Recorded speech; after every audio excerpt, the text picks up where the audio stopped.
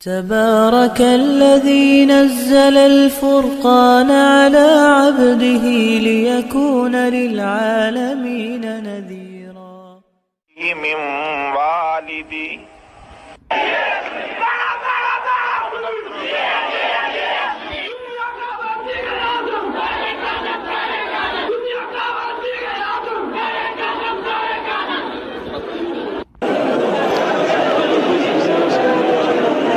العالمين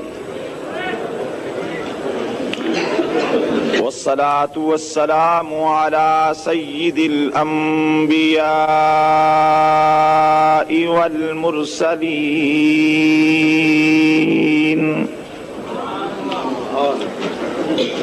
وعلى آله وصحبه الطيبين الطاهرين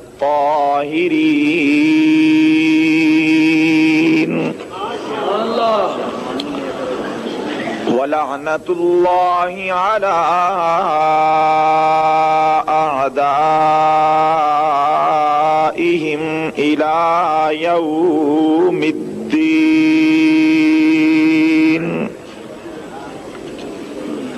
أما بعد، اعوذ باللہ من الشیطان الرجیم، بسم اللہ الرحمن الرحیم.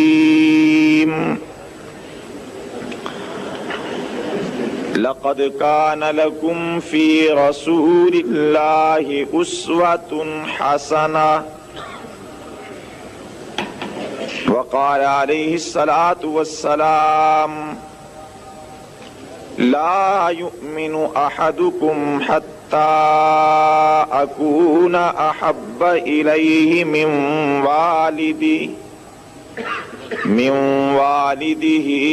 وولده والناس أجمعين. صدق الله وصدق رسوله النبي الكريم، ونحن على ذلك لمن الشاهدين والشاكرين والحمد لله رب العالمين.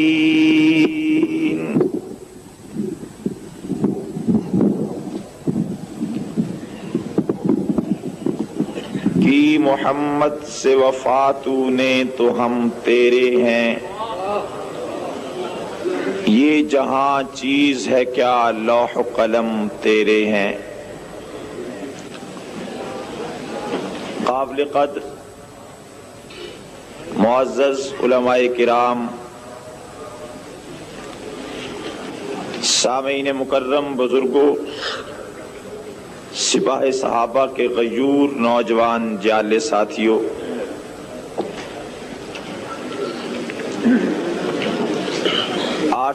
آٹھ اکتوبر 1992 کی اس تاریخ میں سیرت سید الکونین صلی اللہ علیہ وسلم کے مقدس نام سے معنون اس کانفرنس میں جس جوش و ولولہ، جس ذوق اور محبت کے ساتھ آپ حضرات اتنی بڑی تعداد میں تشریف لائے ہیں، اور میاں چنو کی اس کانفرنس کو آپ نے پاکستان میں اپنی مثال آپ کانفرنس بنایا ہے، اور میاں چنو کے ساتھیوں نے کانفرنس کا اہتمام وسیع پیمانے پر کر کے آج کی اس عظیم الشان کانفرنس میں آپ کو اور مجھے ایک دوسرے کے سامنے ہم کلام ہونے اور ایک دوسرے کی زیارت کرنے کا شرف بخشنے کا موقع دیا ہے. میں اس پر اپنے ان نوجوان جالے ساتھیوں کو دل کی اتھا گہرائیوں سے مبارکباد پیش کرتا ہوں اور خراج تحسین پیش کرتا ہوں، اور آپ حضرات کو بھی میں سلام عقیدت پیش کرتا ہوں کہ آپ حضرات دور دراز کے علاقوں سے اپنی گوناگوں مصروفیات اور اسی طرح اپنے ضروری اور اہم امور، یہاں تک کہ آپ حضرات نے اپنی رات کے ان قیمتی لمحات کو نکال کر یہاں پر سپاہ صحابہ کے تحت منعقد ہونے والی کانفرنس میں شرکت کی۔ آج کی اس کانفرنس کے عنوان کے حوالے سے میں نے چند ضروری باتیں اس انداز میں کہ سپاہ صحابہ کی جدوجہد، سپاہ صحابہ کا پروگرام اور مشن، سپاہ صحابہ کا یہ انداز اور جذبہ، سپاہ صحابہ کی یہ تحریک اور اس تحریک میں اس کا یہ اس انداز سے چلنا، یہ کوئی انہونی اور نئی بات نہیں ہے۔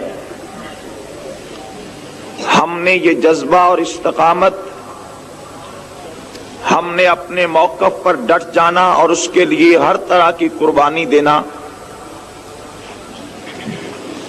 در پیغمبر سے سیکھا ہے، اور سرکار دو عالم صلی اللہ علیہ وسلم کی زندگی کا حاصل اور مطالعہ یہی ہے۔ میرے بھائیو، آپ تھوڑی دیر کے لیے اپنے خیالات و افکار کو اگر میرے ساتھ ساتھ چلائیں گے تو میں آپ کو مکہ کی اس وادی میں لے چلتا ہوں جہاں اللہ کے رسول صلی اللہ علیہ وسلم تشریف لائے ہیں۔ آپ نے اپنے بچپن سے لے کر اپنی زندگی کے 40 سال تک کا عرصہ اس مکہ کی وادی میں گزارا ہے۔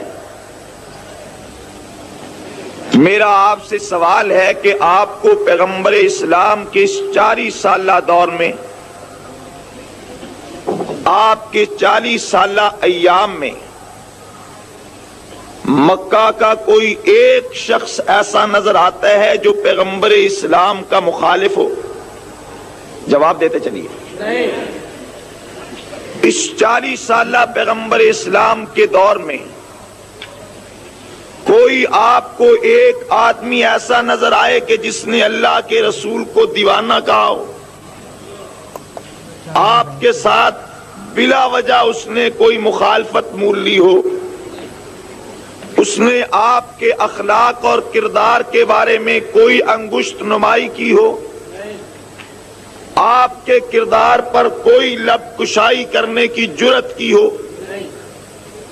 آپ مکہ کی وادی کا ماحول دیکھیں، آپس میں اتحاد ہے، آپس میں اتفاق ہے، اور کم از کم پیغمبر اسلام کی شخصیت پر مکہ کی وادی میں دو رائے رکھنے والا کوئی نہیں ہے۔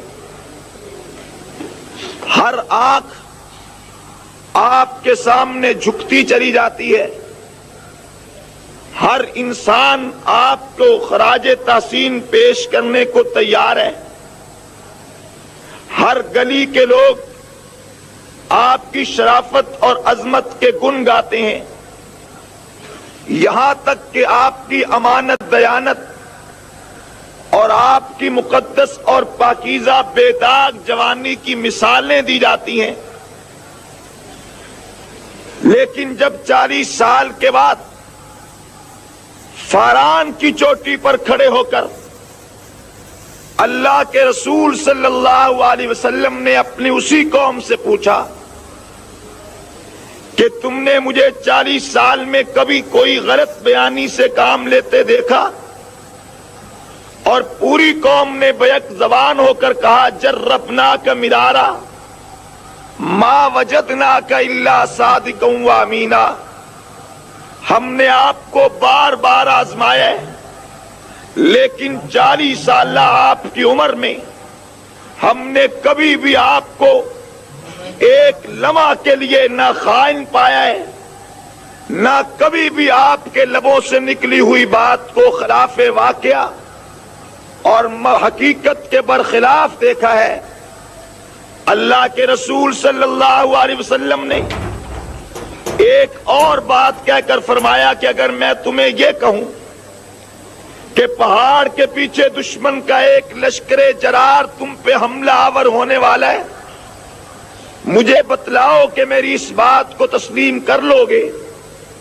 جواب میں لوگوں نے نہ صرف ہاں کہا، نہ صرف یہ کہا کہ ہم بالکل تسلیم کرنے کو تیار ہیں، بلکہ بعض روایتوں کے مطابق کچھ لوگ ایڑیاں اٹھا اٹھا کر دیکھنے لگ گئے کہ شاید واقعی کوئی لشکر تو موجود نہیں ہے۔ اس یقین کے بعد، اس تصدیق کے بعد آمنہ کے لال نے ایک بات کہی، قولوا لا الہ الا اللہ تفلحون۔ اے میری قوم کے لوگوں، پھر جو پیغام اب سنانے لگا ہوں، جو مشن اب پیش کرنے لگا ہوں، جو نصب العین اب تمہارے سامنے رکھنے لگا ہوں، میں تم سے گواہی اپنی 40 سالہ زندگی کی اسی لیے لی ہے کہ اگر میں نے 40 سالہ عمر میں کبھی غلط بیانی سے کام نہیں لیا، کبھی دھوکہ اور فریب پر مبنی گفتگو نہیں کی، کبھی کسی کو غلط طور پر گائیڈ کرنے کی کوشش نہیں کی،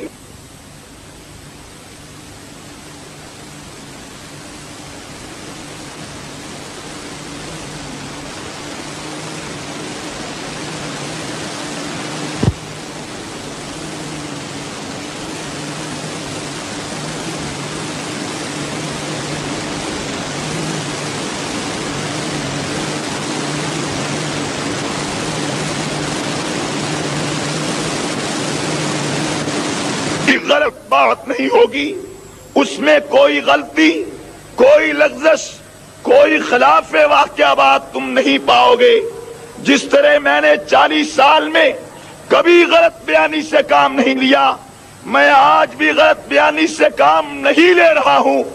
جس طرح تم 40 سال میں میری ایک ایک بات کو مانتے رہے ہو، ایک ایک بات پہ یقین کرتے رہے ہو، ایک ایک بات کی تصدیق کرتے چلے آئے ہو، آج بھی میری قوم کے لوگوں میری اس بات کی تصدیق کر جانا، آج بھی میری قوم کے لوگوں میری اس بات کو مان کر جانا، آج بھی مکہ کے لوگوں میری اس بات کو تسلیم کر لینا، اور میری بات کیا ہے کہ تم اس بات کا اعلان کر دو کہ رب کے سوا اور کوئی معبود نہیں ہے، میں اس رب کا رسول ہوں، تم میری اطاعت کرو، رب کی فرما برداری کرو، تم دنیا کے سارے جہان پر غالب آ جاؤ گے، دونوں جہانوں کی کامیابی تمہارا مقدر بن جائے گی۔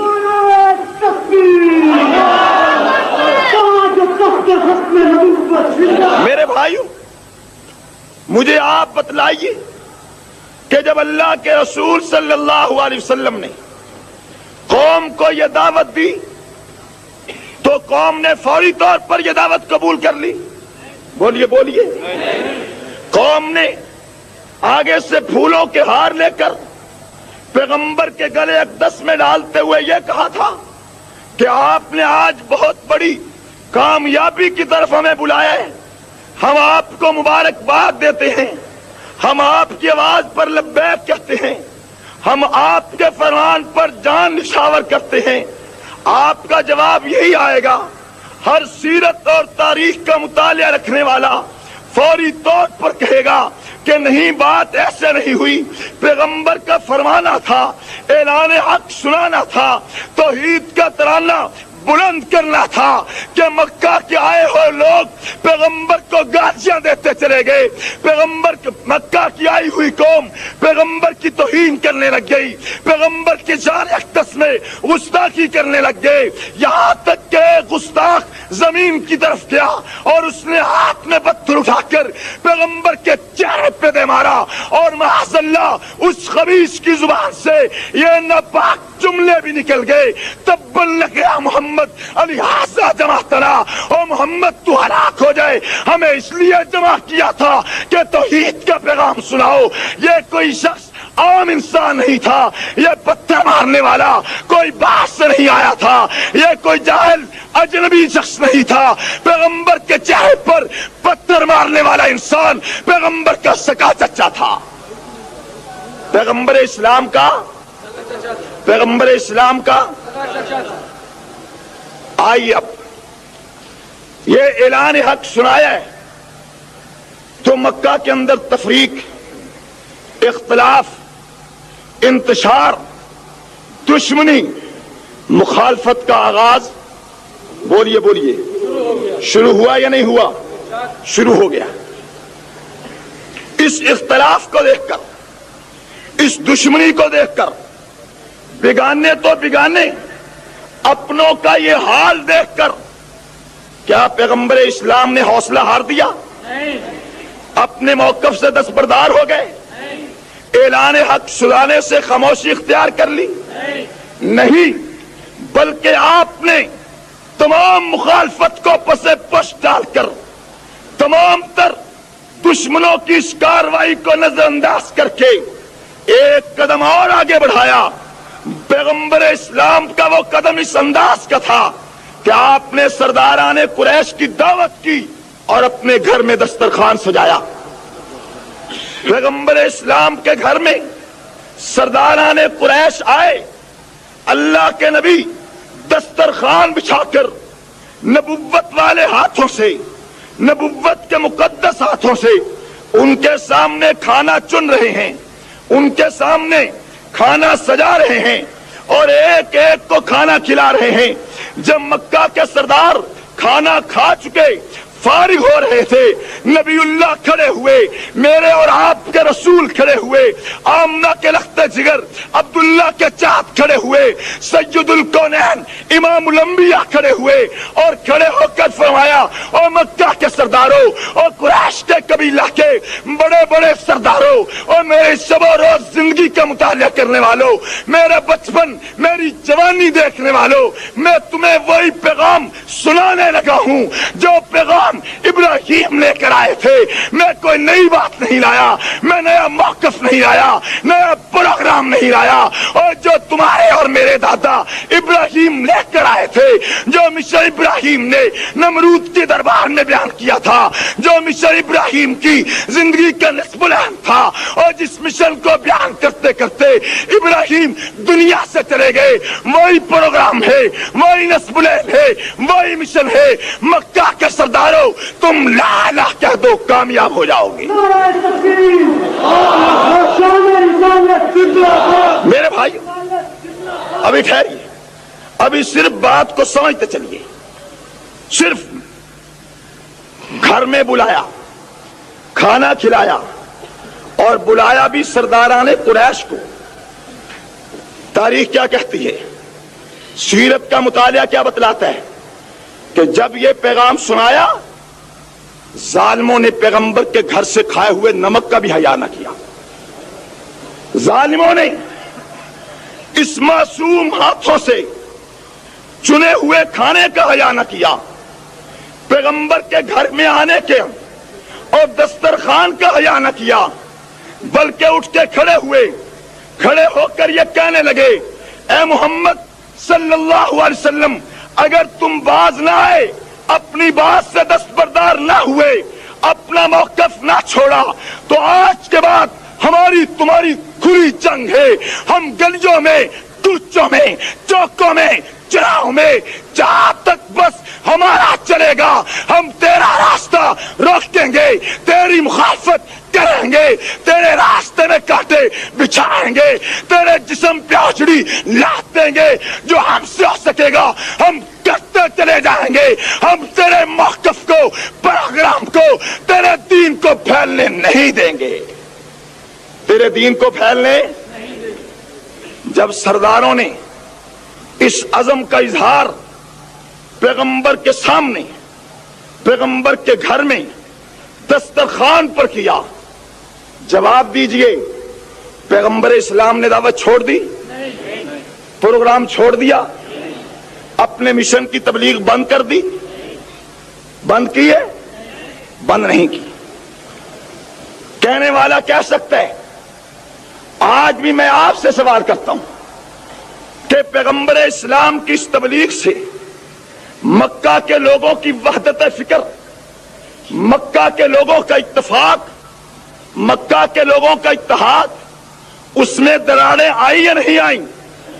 اس قدر آ گئیں، باپ بیٹے کا مخالف، غلام آقا کا باغی، بھائی کی راہیں بھائی سے جدا، بیٹی کی راہیں ماں سے جدا، یہ اختلاف ہے، یہ انتشار ہے، یہ الگ الگ راستے ہیں۔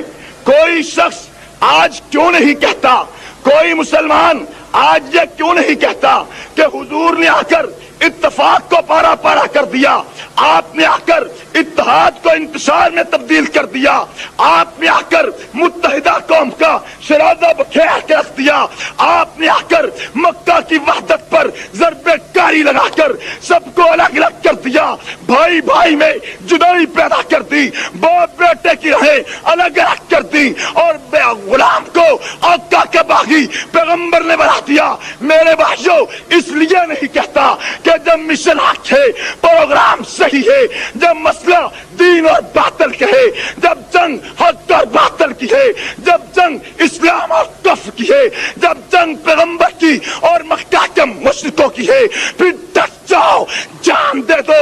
اگر اختلاف ہوتے 1000 مرتبہ ہو، انتشار ہوتے 1000 مرتبہ ہو، کوئی کسی سے جدا ہوتے بے شک ہوتا چلا جائے، جب موقف برحق ہے، مشن صحیح ہے، چاہے اختلاف ہو چاہے انتشار ہو، موقف پہ سودے بازی نہیں ہو سکتی۔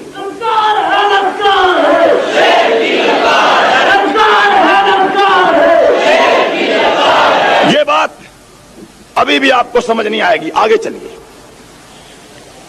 پیغمبر اسلام اپنے کام میں مصروف ہو گئے، دشمنان اسلام اپنے کام میں، پیغمبر دعوت دے رہے ہیں، وہ مخالفت کر رہے ہیں، آپ تبلیغ کر رہے ہیں، وہ راستے روک رہے ہیں، آپ اللہ کی بات کر رہے ہیں، وہ بتوں کی بات کر رہے ہیں، آپ بتوں سے نفرت دلا رہے ہیں، وہ بتوں کے لوگوں کو قریب کر رہے ہیں، آپ اسلام کی دعوت دے رہے ہیں، وہ باپ دادا کے دھرم کو اس پر کار بند رہنے کی لوگوں کو تلقین کر رہے ہیں۔ اس بات کا آغاز مکہ میں ہو چکا ہے۔ ایک روز آیا، مکہ کے سرداروں نے مل کر سر جوڑ کر مشورہ کیا کہ اچھے بھلے ایک جگہ پر ایک شہر میں آپس میں مل جل کے رہتے تھے، یہ ایک نئی دعوت، ایک نئی بات، ایک نیا نعرہ، ایک نئی تبلیغ شروع ہوئی، آپس میں ہم ٹوٹ گئے، آپس میں ہم پارا پارا ہو گئے، ہماری قوت تباہ ہو گئی، ہمارا دشمن ہم پہ کسی وقت بھی حملہ کر سکتا ہے، ہم دشمن کے لیے ترنے والا ثابت ہو سکتے ہیں۔ انہوں نے کہا کہ اختلاف کی اس خلیج کو وسیع نہیں کرنا چاہیے، آپس کے انتشار کو ختم کرنا چاہیے، کوئی اتفاق، کوئی اتحاد کا راستہ تلاش کیجیے۔ غور کرنا آپ نے، مکہ کے مشرکوں نے سر جوڑ کر اور وحدت کا ضابطہ تلاش کرنا شروع کیا۔ جب تلاش کرنے لگے تو ان کے ذہن میں ایک بات آئی کہ یہ بات ایسی ہے جس پر اتفاق ہو سکتا ہے، یہ بات ایسی ہے جس سے اختلاف ختم ہو سکتا ہے، انتشار ختم ہو سکتا ہے۔ وہ مل کر آئے جناب ابو طالب کے پاس، کہنے لگے ابو طالب ہم تیرے پاس آئے ہیں، تم اپنے بھتیجے کی سرپرستی کرتے ہو، اپنے بھتیجے کا ساتھ دیتے ہو، اپنے بھتیجے کے سر پر شفقت کا ہاتھ رکھتے ہو، ہم تیرے پاس آئے ہیں اتحاد کا فارمولہ لے کر، ہم تیرے پاس آئے ہیں اتفاق کی بات لے کر، ہم تیرے پاس آئے ہیں اختلاف کو ختم کرنے کا ایک اصول لے کر۔ ابو طالب نے پوچھا وہ کیا ہے؟ غور ہے، توجہ ہے؟ میں نے یہ سارا پورا کا پورا پس منظر مختصر لفظوں میں آپ کے سامنے رکھنا اس لیے ہے چل کر آپ کو ہمارا موقف، آج کے حالات، آج کی مشکلات، آج کی پریشانیاں، آج جو کچھ نعرے لگائے جا رہے ہیں، آج جو دعوت دی جا رہی ہے، اس سے ہماری بغاوت آپ کی سمجھ میں آ سکے توجہ کی ضرورت ہے. جو آپ نے سننا ہے میں نے وہ بھی آپ کو سنانا ہے. آپ سننے کے لیے بیٹھے ہوں گے کہ یہ سیلاب قوم پہ کیسے توڑا گیا. آپ سننے کے لیے بیٹھے ہوں گے کہ اسمبلی میں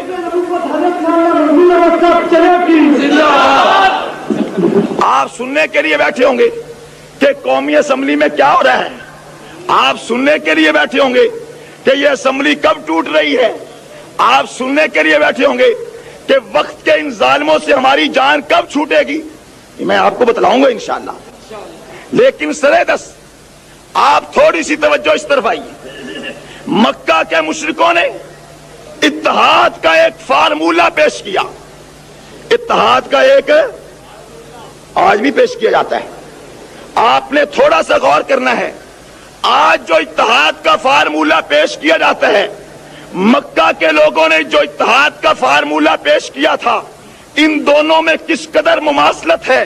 میرا دعویٰ ہے, میرا چیلنج ہے کہ آج کی گورنمنٹ, آج کا حکمران دعوت اتحاد کا, اتفاق کا جو فارمولہ پیش کرتا ہے, رب محمد کی قسم ہے یہی فارمولہ پیغمبر کے سامنے مکہ کے مشرکوں نے رکھا تھا.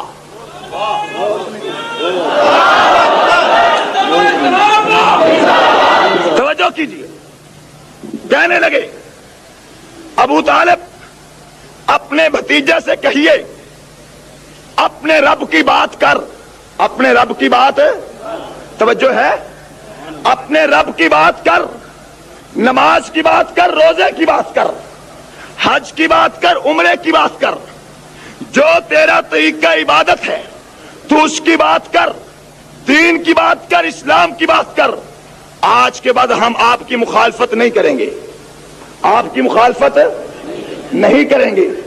لیکن ایک بات, لیکن توجہ نہیں آئی, سب باتیں کر, اپنے رب کی بات کر, اس کی الوہیت کے تذکرے کر, اس کی عظمت کو پڑھ پڑھ کر سنا, اپنی نبوت کی تبلیغ کر, رسالت کی دعوت دے, نماز روزہ حج کی بات کر. لیکن ایک بات نہ کر, کیا نہ کر کہ ہمارے جھوٹے معبودوں کو, ہمارے الہوں کو, یہ لات و منات کو, یہ عزا نیرا کو, ان کو جھوٹا نہ کہہ, اپنی بات کرتا چلا جا. ہمارے خلاف ہمارے غلط اور ہمارے غلط نظریے پر, ہمارے جھوٹے معبودوں پر رد نہ کر اور ان پر حرف تنقیر نہ کھینچ. آج کیا کہتے ہیں, اپنی بات کرو, اپنی بات کرو, لیکن کسی کو کچھ نہ کہو. ٹھیک ہے جی غلط ہی ہوگا, ٹھیک ہے جی مان لیا شیعہ غلط ہیں, لیکن تم اپنی دعوت دو, انہیں کچھ نہ کہو. یعنی غلط کو غلط نہ کہہ, جھوٹوں کو جھوٹا نہ کہہ, باطل کو باطل نہ کہہ, کافر کو کافر نہ کہہ. اپنی بات کرو, اپنی بات کرو. چنانچہ المختصر شام کے وقت جب اللہ کے رسول صلی اللہ علیہ وسلم تشریف لائے, ابو طالب پہلے سے منتظر تھی. ابو طالب کہنے لگے بھتیجے آج مکہ کے سردار آئے تھے. فرمایا چچا کیسے آئے تھے؟ ابو طالب نے کہا وہ اتحاد کا ایک فارمولہ لائے تھے, اتحاد کا ایک فارمولہ لائے تھے. آپ نے فرمایا چچا وہ کیا کہتے تھے؟ کہا بھتیجے وہ بات تو بڑی اچھی کہتے تھے کہ اپنی بات کر, اپنے رب کی بات کر, اپنے دین کی بات کر, لیکن ہمارے جھوٹے معبودوں کا رد, ہمارے جھوٹے معبودوں کو جھوٹا, ہمارے لات و منات کو جھوٹا نہ کہہ. حضور صلی اللہ علیہ وسلم نے روایات میں آتا ہے فرمایا چچا تیرا کیا خیال ہے, چچا تیرا کیا خیال ہے؟ تو ابو طالب نے کہا بھتیجے میں بوڑھا ہو چکا ہوں, میری ہڈیاں کمزور ہو گئیں, میرے بال سفید ہو گئے, میں اب تیرے ساتھ نہیں چل سکتا, مجھ سے مزید مکہ کے سرداروں کی دشمنی نہیں جھیلی جا سکتی. یہ بہت اچھی بات ہے, میرے دل کو لگتی ہے. میں تجھے دعوت دیتا ہوں کہ اس بات کو قبول کر لے, اس میں تیرا بھی فائدہ ہے, دشمنوں کا بھی فائدہ ہے.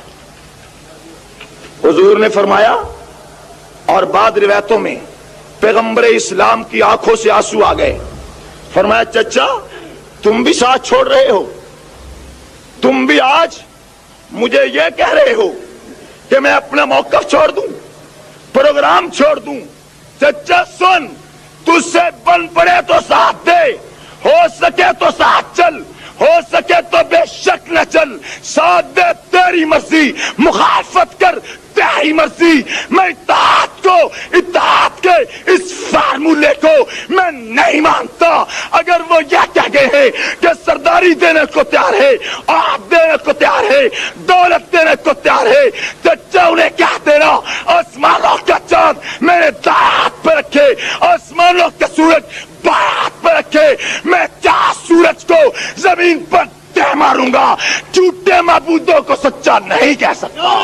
تکبیر, شان مصطفیٰ, مقام مصطفیٰ. جھوٹے معبودوں کو سچا نہیں کہہ سکتا. اور میں اپنی دعوت کی ایک آغاز اور ابتدا بھی یہیں سے کروں گا. رب کی بات بعد میں, جھوٹوں کا رد پہلے. لا الہ لا الہ, میں صرف اللہ اللہ الا اللہ نہیں کہوں گا, میں پہلے لا الہ کہوں گا, پھر الا اللہ کہوں گا. کوئی ساتھ چلتے چاہے کوئی مخالفت کرتے 1000 مرتبہ کرے, چاہے تخت دار پہ لٹکا دیا جائے, چاہے میرے اوپر زندگی دعا کر دی جائے. تم چاہو تو مکہ میں رہنے دو, یا مکہ چھوڑنے پر مجبور کر دو. جو تم سے ہو سکتے وہ تم کرو, لیکن میری دعوت کا آغاز لا الہ سے ہوگا.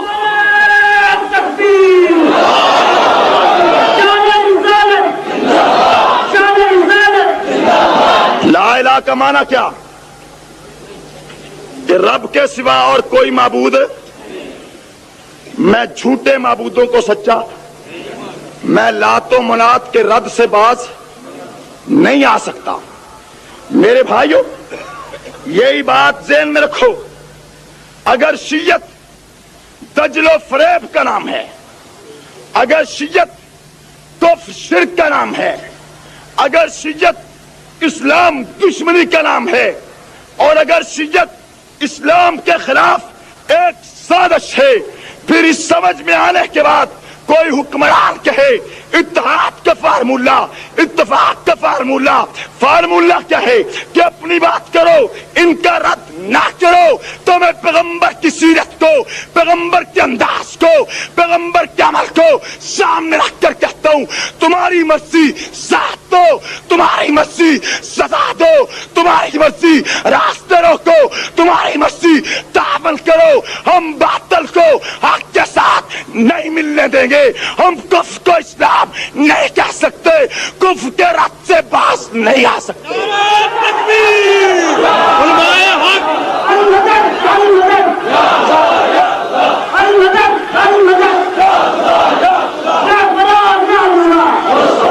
اور جو پیشکش نبی اللہ کو ہوئی, رسول اللہ کو ہوئی, کیا آج وہ پیشکش آج کے دور کے سرداروں یعنی وزیروں کی طرف سے نہیں ہوتی؟ ہوتی ہے, 10 گنا زیادہ ہوتی ہے. وزارت لے لو, گرانڈ, اور باقی چیزیں تو بہت ہیں ان کے پاس. تیسری قسم تو ان کے پاس وافر ہے.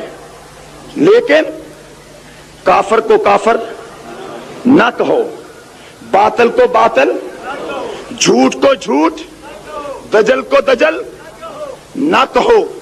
بتلاؤ, اگر یہ فارمولہ مان لیا جائے تو پیغمبر اسلام کی اطاعت ہو سکتی ہے؟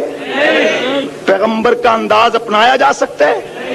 پیغمبر کی سیرت پہ عمل ہو سکتا ہے؟ پیغمبر کی سیرت, پیغمبر اسلام کا کردار, پیغمبر اسلام کی سیرت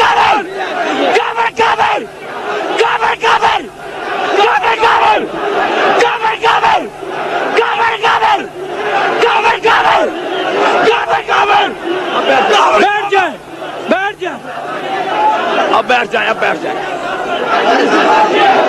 اب بیٹھ جائیے، اب بیٹھ جائیے، بیٹھ جائیے، تشریف رکھیے،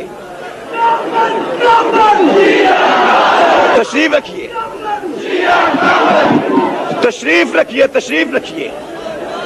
اگر وزیر اعظم نے یہ اعلان نہ کیا ہوتا، اگر وزیر اعظم نے یہ چیلنج نہ کیا ہوتا، اگر وزیر اعظم نے سنی قوم کو خوف زدہ کرنے کے لیے یہ اعلان نہ کیا ہوتا تو شاید اس انداز میں اس جذبے کا اظہار نہ کیا جاتا۔ اس جذبے کا اظہار کر کے میاں چنو میں بیٹھے ہوئے میں غلام حیدر وہی کو گواہ کر کے کہتا ہوں، جرأت ہے تو چوکوں میں، جرأت ہے چاہوں میں، جرأت ہے گلیوں میں، جرأت ہے دیہاتوں میں، جرأت ہے قصبوں میں، جرأت ہے شہروں میں، جرأت ہے تحصیلوں میں، جرأت ہے اضلاع میں، ڈویژنوں میں، صوبوں میں، اور پھانسی کے پھندے لٹکا دو، ہم کافر کہتے پھانسی پہ چلنے کو تیار ہیں۔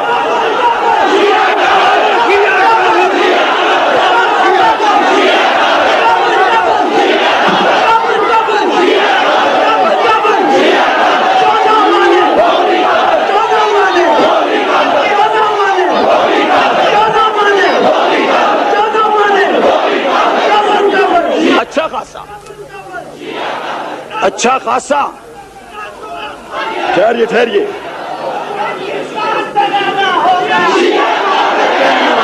اچھا خاصا کئی دنوں سے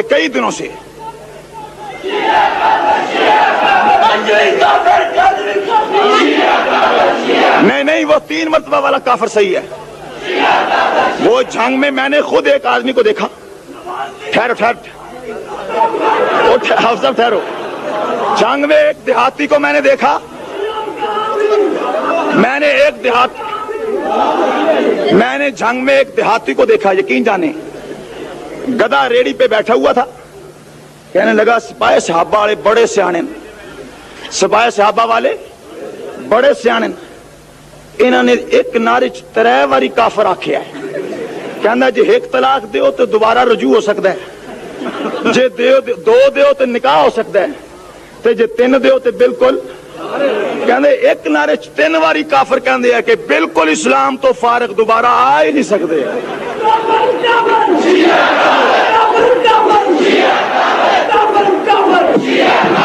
بڑی اچھی تعبیر کیوں، کہنے لگا 3 مرتبہ، یہ کافر اس لیے کہتے ہیں کہ یہ مسلمان ہو ہی نہیں سکتے، مغلظ کافر، کفر مغلظ۔ میرے بھائیوں، اس سے پہلے جب تک یہ وزیر اعظم نے اعلان نہیں کیا تھا، اس وقت سے پہلے ہم اس جذبے کے ساتھ، اس جرأت کے ساتھ، اس ہمت کے ساتھ پورا ایک منٹ شیعہ کو کافر نہیں کہتے تھے۔ اب جب سے اس نے اعلان کیا، اب اگر کسی تقریر میں نہ کہیں تو دل یہ کہتا ہے، ضمیر یہ کہتا ہے کہ کہیں ایسا تو نہیں کہ پھانسی سے ڈر گئے۔ دل یہ کہتا ہے کہیں ایسا تو نہیں کہ نواز شریف کے اس نئے ضابطے سے ڈر گئے۔ پھر دل یہ کہتا ہے، اور میں آپ سے کہتا ہوں خدا کی قسم، ہم نے اس موقف کو کوئی حادثاتی طور پر قبول نہیں کیا، ہم نے اس پروگرام کو کسی مفاد کے لیے پیش نہیں کیا، ہم مذاکن غیر سنجیدہ سے طور پر اس فیلڈ میں نہیں آئے، ہم نے سوچ سمجھ کر غور فکر کر کے اس موقف کو اپنایا ہے، پھر اس کے اوپر خون دیا ہے، پھر اس کے اوپر جوانیاں لٹائی ہیں، پھر اس کے اوپر جنازے اٹھائے ہیں، پھر اس کے اوپر بچے یتیم کرائے ہیں، اور پھر اس کے اوپر عورتیں بیوہ ہوئی ہے، پھر اس کے اوپر قاسمی کا خون دیا ہے، مختار کا خون دیا ہے، سید صادق کا خون دیا ہے، رشید مدنی کا خون دیا ہے، یہاں تک کہ اس موقع پر حق نواز کا مقدس خون دیا ہے۔ ہم سنجیدہ ہے، ہم سمجھتے ہیں جان جاتی ہے 1000 مرتبہ چلی جائے، لیکن موقع پہ سودے بازی نہیں ہو سکتی۔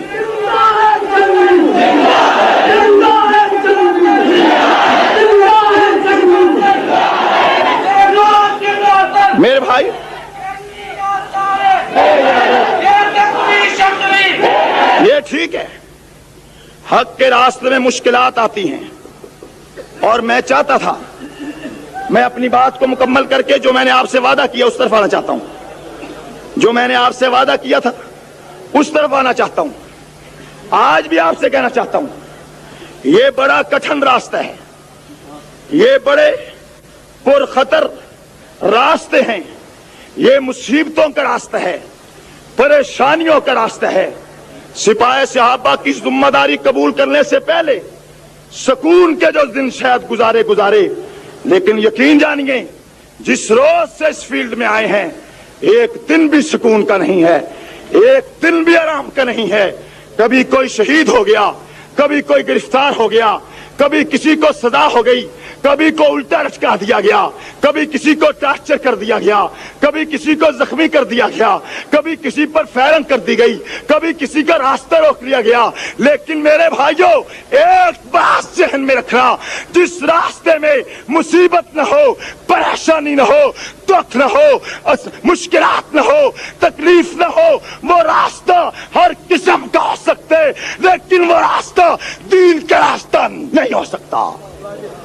وہ راستہ دین کا راستہ کیوں کہ دین کا راستہ وہ ہے جس پر انبیاء تشریف لائے تو انہیں بھی مصیبتوں سے دو چار، کوئی مائی کا لال پیغمبر سے زیادہ صاحب بصیرت، پیغمبر سے زیادہ دانائی اور حکمت، پیغمبر سے زیادہ فہم و فراست، پیغمبر سے زیادہ حالات اور سیاست کو سمجھنے والا نہیں ہوتا۔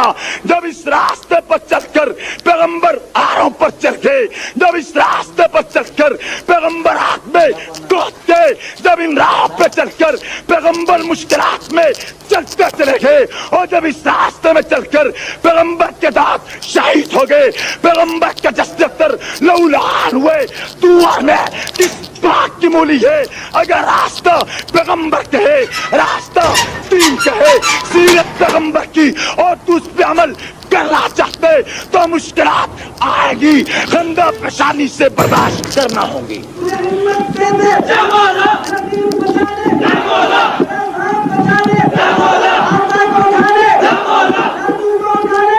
وہ چھڑ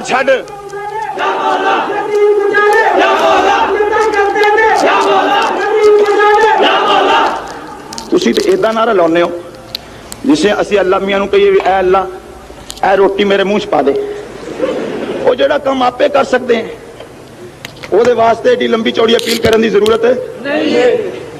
اللہ تعالیٰ تو منگو وڈی شے ہے، نواز شریف نو اٹھاؤنا، وائن اٹھاؤنا خدا دی قسم چند دنوں دا کام ہے۔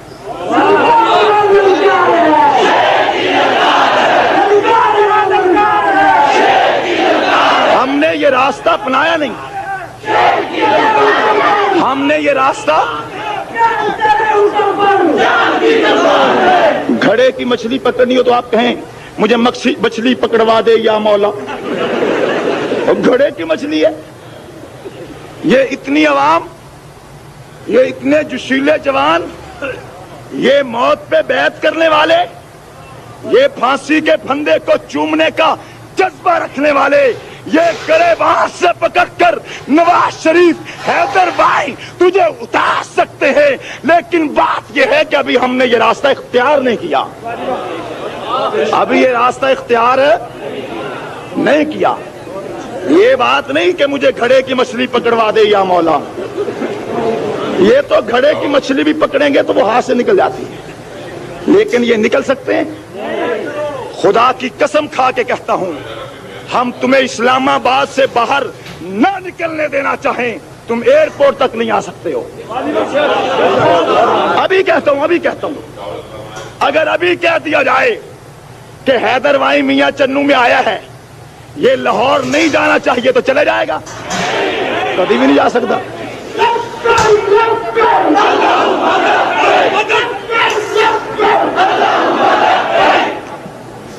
لیکن یہ ہم کہتے ہیں کہ اچھی بات ہے، اشاروں سے عقل مند کے لیے اشارہ کافی ہے، اس لیے تم ہمارے اشاروں کنایوں کو سمجھو اور اپنے آپ کو بدلو۔ ہماری تم سے کوئی لڑائی نہ تھی نہ ہے، لیکن لڑائی تمہارے ساتھ ہو جائے گی اگر تم ہمارے دشمن کے ساتھ کھڑے ہو گئے۔ ابھی تک ہم نے تم سے لڑنے کا ارادہ ہی نہیں کیا، ایک سیاست کی لڑائی تم سے جنگ میں لڑی ہے، تو پھر کیا نتیجہ نکلا؟ لڑی ہے نہیں لڑی؟ ایک لڑی ہے۔ اس وقت سے ڈرو، اس وقت سے ڈرو جب یہی لڑائی سیاست کی ہم پورے ملک میں تم سے لڑنے کا فیصلہ کر لیں، بتلاؤ پھر کہاں جاؤ گے؟ بھائی صفدر جاوید نے کہا کہ ہم یہیں سے الیکشن لڑنے کا فیصلہ کر لیں۔ میں کہتا ہوں انہوں نے بات کہہ دی ہے، ہم اپنے کارکن اور اپنے ساتھی کی بات نبھانا جانتے ہیں۔ چلو میں ابھی کہتا ہوں، حیدر وائن تو آج استعفیٰ دے دے۔ تم یہ کہتے ہو کہ سپاہ صحابہ توڑ دو، تم یہ کہتے ہو پابندی لگا دو، تم یہ کہتے ہو ایران سے ہمارے حالات تم خراب کرنے والے ہو، تم ہمیں تخریب کار کہتے ہو، ہمیں دہشت گرد کہتے ہو۔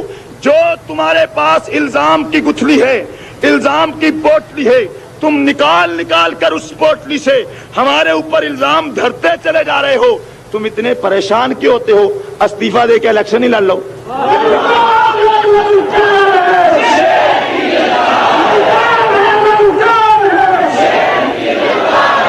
آؤ چلو میاں چنو سے مجھے بتلاؤ، میاں چنو میں اگر الیکشن ہو، یہ اتنا بڑا مجمع اگر ہم مولانا رب نواز ہراج کو یا قاری جاوید کو ہم یہاں کھڑا کر دیں، آپ سب ان کے الیکشن کمپین چلائیں گے یا نہیں چلائیں گے؟ آپ سب چلائیں گے؟ وہیں کے پاس تو اتنے ووٹر نہیں ہیں ہمارے پاس جتنے سپورٹر موجود ہیں، اتنے اس کے پاس ووٹر نہیں جتنے ہمارے پاس سپورٹر موجود ہیں۔ لیکن ہم نے یہ راستہ ابھی اختیار نہیں کیا، کہیں ایسا نہ ہو کہ لاتوں کے بھوت باتوں سے نہیں مانتے۔ ہم تمہارے بارے میں یہ یقین کر لیں، پھر تمہیں بڑی پریشانی ہوگی۔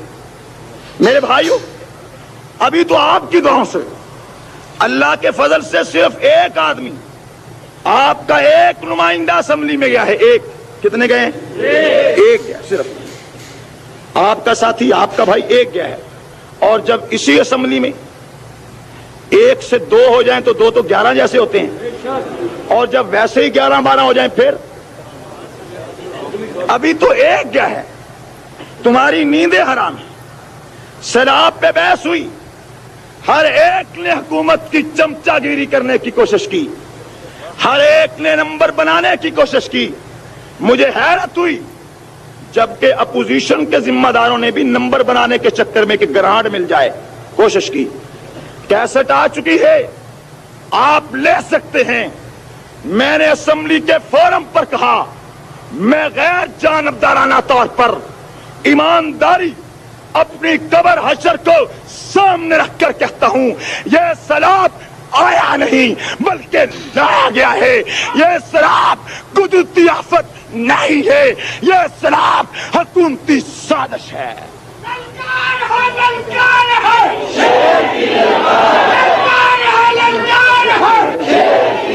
اور پھر میں نے کہتا ہوں، اور آج بھی کہتا ہوں، اسمبلی میں نے کہا، آؤ دریائے جہلم کے منگلا ڈیم پر بیٹھو میرے ساتھ، وہاں مناظرہ کرو، ریڈیو پر کرو، ٹی وی پر کرو، موقف اپنا اپنا قوم کے سامنے پیش کرو۔ اگر پاکستان کی قوم کہہ دے کہ موقف حکومت کا درست ہے، ہم اسمبلی کی رکنیت سے وڈرا ہو جائیں گے۔ یہ سیلاب اس قوم پہ کیوں چھوڑا گیا؟ آج بعض لوگ کہتے ہیں قدرتی آفت ہے۔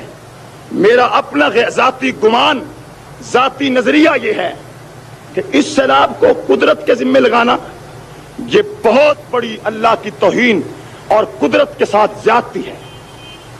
آپ پانی کو جمع کریں، منگلا کے دروازے بند کر لیں، 3 روز پہلے دریائے جہلم کو بند کریں، کشمیر سے آنے والا پانی روک لیں، خطرناک حد سے پانی بڑھا کر ڈیم کو بھر کے رات کے 12 بجے اس کے 9 کے 9 گیٹ کھول دیں اور سوئی ہوئی مخلوق خدا کو پانی میں غرق کرتے، پھر یہ کہے یہ قدرتی آفت ہے.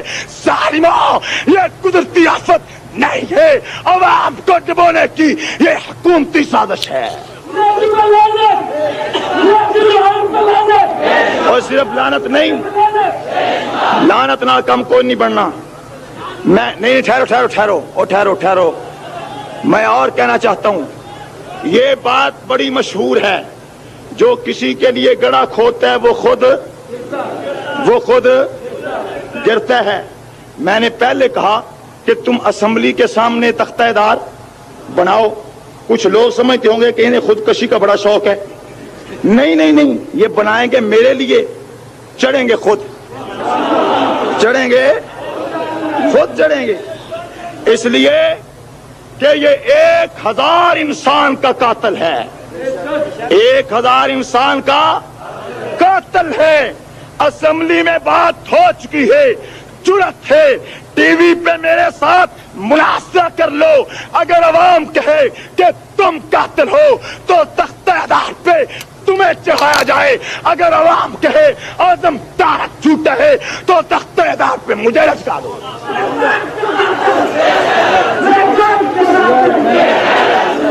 میرے بھائیوں، موجودہ حکمرانوں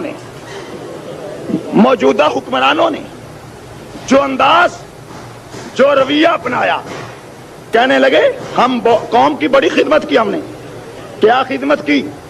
قوم ڈوب رہی ہے، حکمرانوں کے استقبال ہو رہے ہیں. میں نے اسمبلی میں بھی کہا کہ حکمرانوں کا استقبال ایسے ہو رہا تھا جیسے انڈیا فتح کر کے آ رہے ہیں. یہ بھارت کی فوج کو شکست دے کر آنے والوں کا استقبال ہو رہا ہے.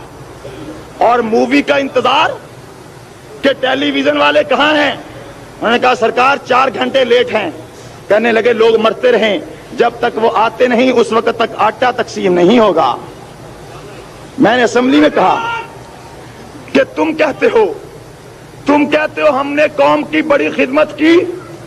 تم نے کیا خدمت کی ہے؟ تم نے جو خدمت کی ہے اسے سامنے لاؤ. ہم نے تم سے کشتیاں مانگی، تم نے کشتیاں نہ دی. ہم نے تم سے کچھ اور چیزیں مانگی، تم نے کچھ نہ دیا. جو جنگ میں، جہم میں، پیرزادہ خان بھیرا میں، مظفر گڑھ ملتان میں، ڈیرہ غازی خان تک چلے جاؤ، تمہیں دنیا بتلائے گی کہ بادشاہ بنے خونی مارچوں میں تیار کر لوگوں کی خدمت کیسے کی ہے. میرے بھائیو،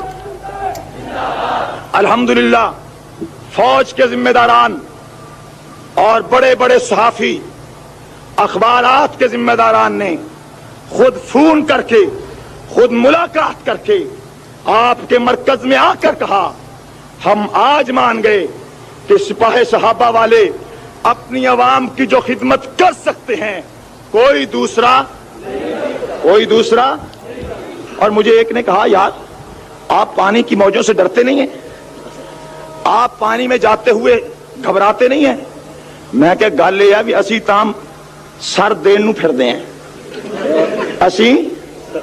ہم تو موت کے متلاشی ہیں. سپاہ صحابہ والوں کو موت چاہیے، صحابہ کے لیے، دین کے لیے، عوام کی خدمت کرتے ہوئے اللہ کی رضا کے لیے. ہم گولیوں سے نہیں ڈرتے، ہم گرفتاریوں سے نہیں ڈرتے، ہم مقدموں سے نہیں ڈرتے، ہم ہتھکڑیوں سے نہیں ڈرتے، ہم بیڑیوں سے نہیں ڈرتے، ہم موت سے نہیں ڈرتے. اگر کسی کو اس پر شک ہے تو وہ فیصلہ آباد کے جلسے کی کیسٹ سن لے. آپ میں سے کسی نے سنی ہے؟